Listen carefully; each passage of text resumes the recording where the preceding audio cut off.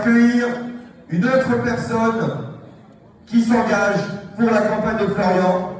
Elle nous vient tout droit des Vosges, du 88. On peut applaudir tous ceux qui ont fait la route déjà.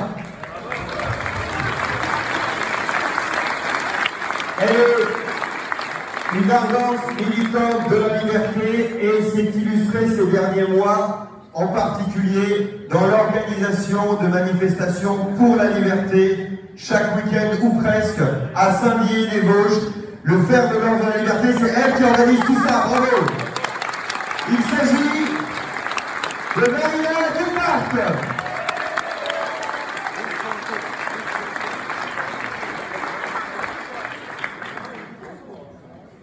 Chers adhérents, chers patriotes, chers amis, je tenais à vous souhaiter une bonne et heureuse année 2022. L'année des patriotes. Je voulais aussi vous remercier tous mes collègues du Grand Est pour leur engagement de référent. Merci à notre président Florian Philippot pour son combat pour la France et nos concitoyens. Avant mes propos, je voudrais réitérer mon soutien inconditionnel au personnel soignant qui souffre de cette crise et de tout le peuple de France. Bravo.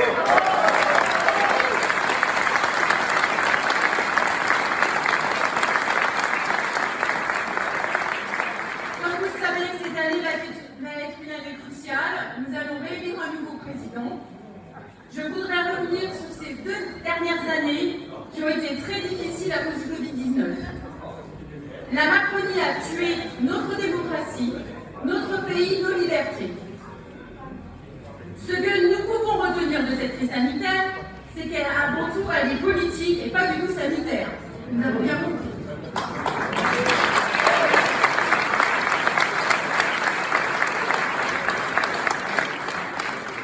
Cette crise sanitaire a détruit notre économie, notre souveraineté, notre système de santé. Et l'humanité a été malmenée face à ses intérêts lobbyistes. Nous avons souffert de différents confinements, de la perte de nos proches, mais tout ce que je peux vous dire, c'est que les convictions demeurent intactes.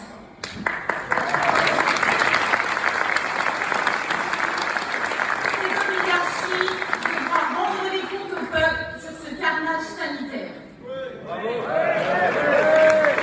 Après le pass sanitaire, nous passons le pass vaccinal entré sur le marché de l'enfumage le 24 janvier 2022. Le pass de la vente, devenu outil de la manipulation, va arriver à sa fin le 31 juillet 2022. Ce pass vaccinal, en vérité, est surtout une restriction de nos libertés au quotidien.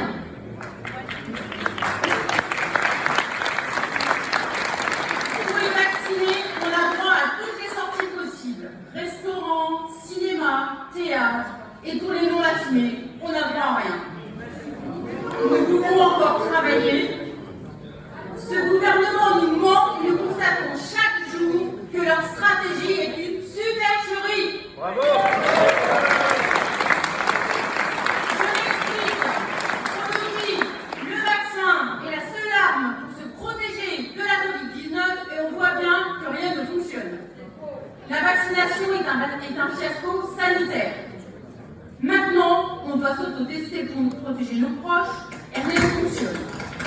En réalité, ce qui fonctionne, c'est le discours de la peur pour pousser les gens à se vacciner. Le plus dramatique, c'est d'accuser les non-vaccinés de tous les maux. Saturation de nos hôpitaux, déprogrammation des interventions chirurgicales, prise en charge des soins non effectués. Les hôpitaux publics sont malades depuis des décennies et aucun président a rétabli un hôpital public digne de ce nom. Bravo.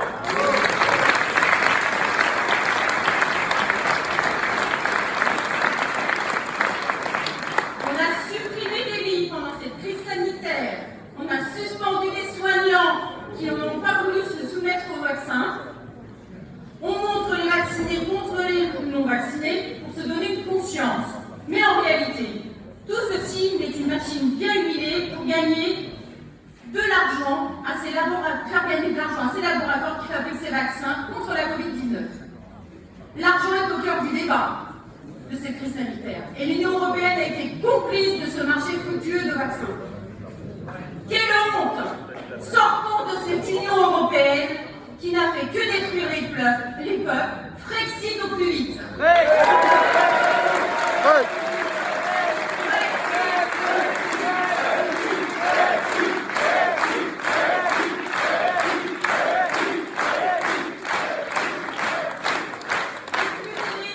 cette crise, ce sont toutes les augmentations que nous subissons.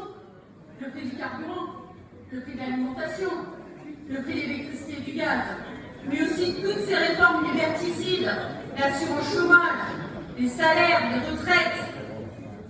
On veut nous faire payer le quoi qu'il en coûte de cette crise. Nous sommes devenus les vaches à lait du système macroniste. La seule chose à faire est de nous battre tout comme nos anciens qui ont permis que nous soyons libres.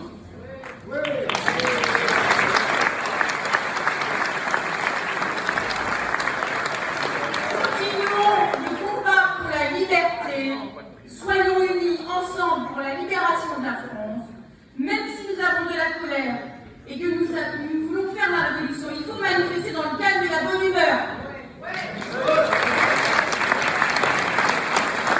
Pour que nos concitoyens participent à nos manifestations pour la liberté et les rangs grandissent chaque semaine, il faut remettre l'humanité au cœur de notre société, car aujourd'hui elle est remplacée par le tout numérique.